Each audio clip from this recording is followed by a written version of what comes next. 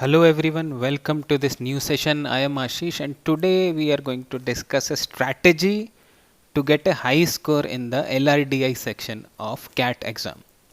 LRDI एक ऐसा section है which in the recent past is of higher difficulty as compared to the other two sections of CAT.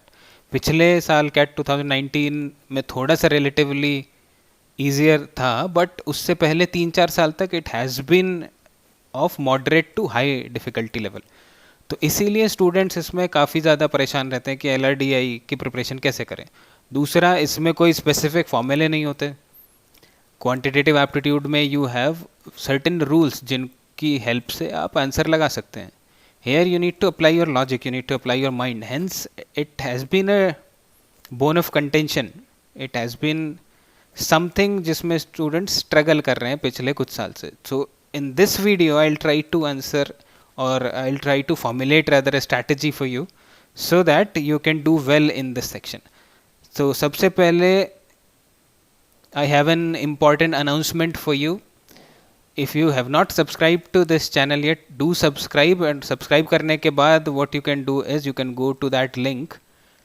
इस link पे जाके अपनी डिटेल्स दे दीजिएगा. So you will be added to our free preparation group. उसमें we post daily reading articles and we have regular quizzes, and we also post the video lectures on different topics. So if you want to be benefited from these resources, then do subscribe and get your details added in this particular link. So now let's discuss about the flow of this session. इस session में हम क्या क्या discuss करने वाले हैं. So we'll do some number crunching in the beginning. So we'll have a look कि CAT percentile पे कितने मार्क्स पे कितना परसेंटाइल आता है. सो स्केल्ड स्कोर जो कैट स्कोर कार्ड में आपका आता है, तो आपका scaled score versus the percentile. Then we'll zero down to the LRDI section. तो LRDI में कितने मार्क्स पे कितना परसेंटाइल आ सकता है, दैट विल डिस्कस. उसके बाद we'll move on to the important topics for CAT as far as your LRDI section is concern. तो कुछ टॉपिक्स ऐसे हैं जो कि फ्रीक्वेंटली पूछे जा रहे हैं पिछले कुछ सालों से, तो उन पे हम थोड़ा ध्यान देंगे. Then will discuss the preparation strategy, how to start and how to go ahead in preparation. And finally during the exam, जब आप एग्जाम अटेम्प्ट कर रहे होते हैं उस टाइम पे आपको क्या क्या चीज़ें ध्यान रखनी है उनके बारे में हम बात करेंगे. So that will be the flow of this session. So let's start with our first point in the agenda, CAT percentile versus marks. तो आपको पता ही हो कैट में देर आर टोटल 100 क्वेश्चंस. उसमें 3 सेक्शन होते हैं, quantitative aptitude, DI and LR, and verbal ability and reading comprehension. So VARC और QA में 34 each, and there are 32 questions in DI and LR section. So that is how it is divided. तो एक question 3 marks का होता है. That means total marks, maximum marks for this CAT exam is 300. So you have 300 marks in your exam. अब अगर trend की बात करें, लास्ट ईयर का ट्रेंड अगर देखें, तो व्हाट कैन यू एक्सपेक्ट, किस स्कोर पे कितना परसेंटाइल आप एक्सपेक्ट कर सकते हैं कैट 2020 में. पिछले साल के डेटा से थोड़ा मैंने इसको कंपेयर करने की कोशिश करी है. तो last year we had a topper at 241 marks, 100 percentile जिसका था. उसके बाद 99 percentile you can expect at a score of 185, 98 percentile you can expect at a score of 165, 95 percentile you can expect at a score of 140, and similarly 90 percentile आपके आ सकते हैं 125 के score पे. उससे पहले अगर कैट की बात करें 2-3 साल के, तो 155 मार्क्स पे भी 99 परसेंटाइल आए हुए हैं. सो ये थोड़ा बहुत चेंज होता रहता है डेटा, बट ब्रॉडली अगर देखा जाए तो this is the distribution. So if you can score 50% of the total marks, यानी 300 मार्क्स थे, और अगर आपके 50% यानी 150 मार्क्स भी आ जाए, then also you will have a decent percentile in CAT. तो कैट में अगर देखा जाए तो आपको बहुत ज़्यादा मार्क्स नहीं लाने होते हैं, because the level of exam is not easy. As I said, moderate to difficult level का होता है. तो even if you score 50% of the total marks, you have a high chance to get 95 plus, or in certain cases close to 99 percentile also. तो इसीलिए आपको यहाँ पे selection important हो जाता है कि कौन से क्वेश्चन सेलेक्ट करने हैं कौन से नहीं करने हैं. Most of the students they waste a lot of time in attempting the difficult question, जिसमें आप उनका बहुत सारा टाइम चला जाता है. अब आगे चलते हैं. ये तो कैट के ओवरऑल स्ट्रक्चर की बात थी. Now let's come to our specific section which is LR and DI. तो एज आई सेड 32 क्वेश्चन होते हैं. चार चार क्वेश्चन के सेट होंगे इसमें. एक सेट में 4 क्वेश्चन होते हैं. So that means total will have 8 sets. One set will have 4 question each. अब इन 8 में से 2 आपके प्योर लॉजिकल रीजनिंग के सेट होंगे, 2 सेट आपके प्योर डेटा इंटरप्रिटेशन के होंगे. और पिछले कुछ सालों से देखा गया कि देयर आर 2 to 4 सेट्स. यहाँ पे 4 होना चाहिए था. So there are 4 sets which are mixed, यानी उसमें LR और DI मिक्स होता है. ये एक मोटा मोटा स्ट्रक्चर है पिछले कुछ सालों का. ज़रूरी नहीं है कि इस साल भी यही फॉलो करेगा, but that's how CAT is designing its section. तो you can expect on the similar lines in this year also. अब 3 सालों का डेटा मैंने यहाँ पे लिया हुआ है, कैट 16, 17, 18, जो कि पब्लिक डोमेन में अवेलेबल है. ये तीनों साल मैंने क्यों लिया? क्योंकि इन तीनों में DI और LR was extremely difficult. CAT 16, 17, 18, 19 में थोड़ा ईजी हो गया था, तो उसको मैंने इस कंपैरिजन से बाहर किया है थोड़ा. बट अगर 16, 17, 18 की देखें तो 28, 27 सिमिलर कट ऑफ थी 90 परसेंटाइल पे. यानी eight a score of 28 marks you would have got 90 percentile in DI LR section. ये सेक्शनल कट ऑफ की बात चल रही है. सिमिलरली 35 मार्क्स के आसपास अगर आपका स्कोर आ जाएगा तो इन आपके 95 परसेंटाइल थे इन तीनों एग्जाम्स में. सिमिलरली 45, 44 के आसपास अगर स्कोर था तो 99 परसेंटाइल था. So that was the thing. यानी अगर आप 2 सेट कर लेते हैं, 2 सेट मतलब 8 क्वेश्चन, अगर आप 2 सेट सही सही कर लेते हैं तो आपके 24 मार्क्स आ जाते हैं.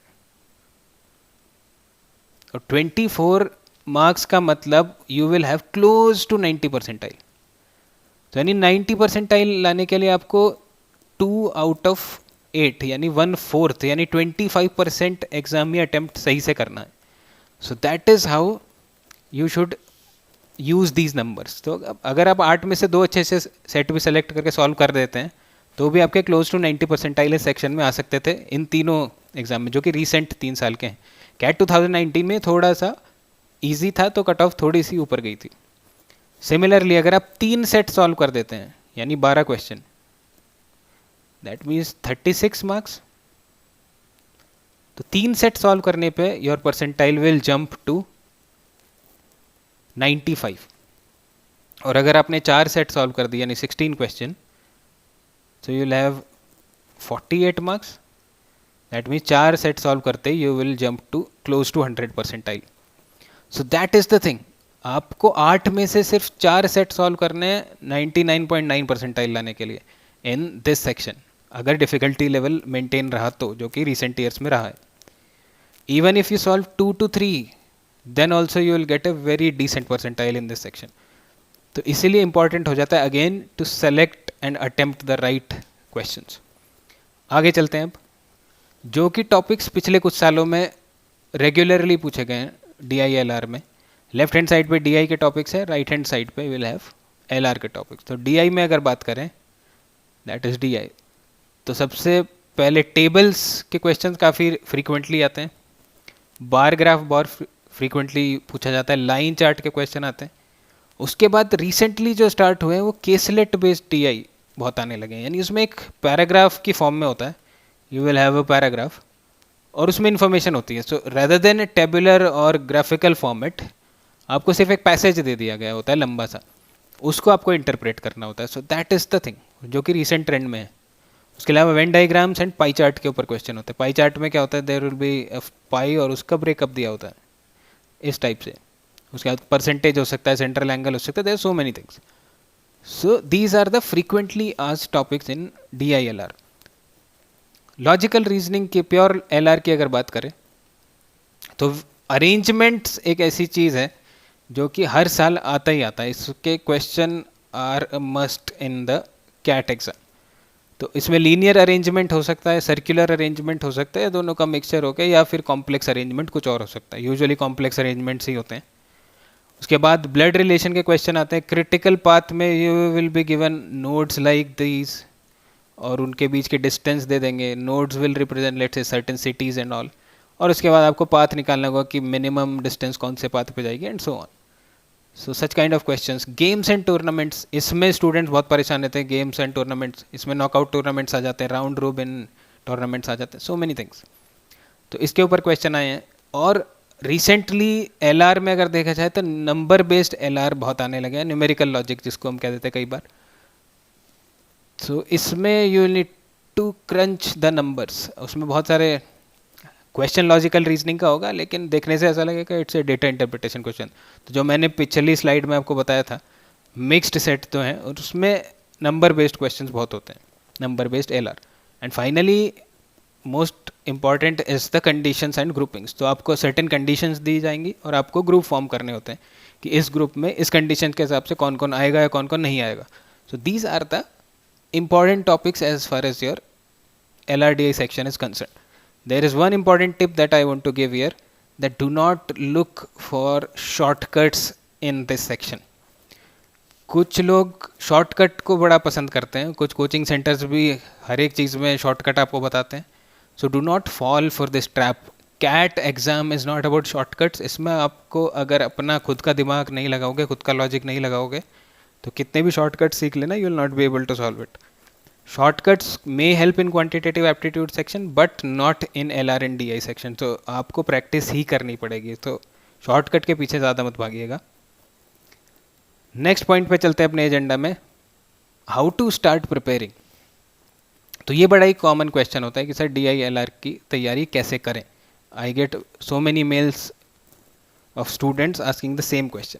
तो सबसे पहला पॉइंट इसमें है कि डीआई स्पेसिफिक पॉइंट है ये, कि सबसे पहले अपने अरिथमेटिक के कॉन्सेप्ट आप स्ट्रॉन्ग कर लीजिए. मैं बार बार बोलता हूँ अपने लेक्चर्स में, अरिथमेटिक में स्पेशली आपके percentage, profit loss and discount, उसके बाद रेशो, उसके बाद एवरेजेस और नंबर सिस्टम, ये टॉपिक्स तो आपको अच्छे से आने ही चाहिए.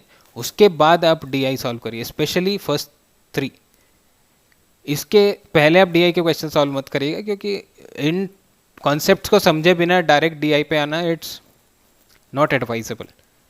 तो first make a command on the arithmetic. उसके बाद अगर आप बिगिनर लेवल पे हैं तो सबसे पहले ईजियर सेट्स उठाइएगा. अगर आप सीधा कैट 2017 के क्वेश्चन से सॉल्व करेंगे तो आपका कॉन्फिडेंस वहीं के वहीं चला जाएगा, क्योंकि CAT 2016-17 as I said were on a higher difficulty side. तो सबसे पहले इजी क्वेश्चन से स्टार्ट करिए, जैसे आप जिम में भी करते होंगे. अगर कोई जिम जाता हो तो सबसे पहले आपको छोटे छोटे वेट्स दिए जाते हैं, ग्रेजुअली आपके वेट्स इंक्रीज करे जाते हैं. सिमिलर एक्सरसाइज हम यहाँ भी करेंगे.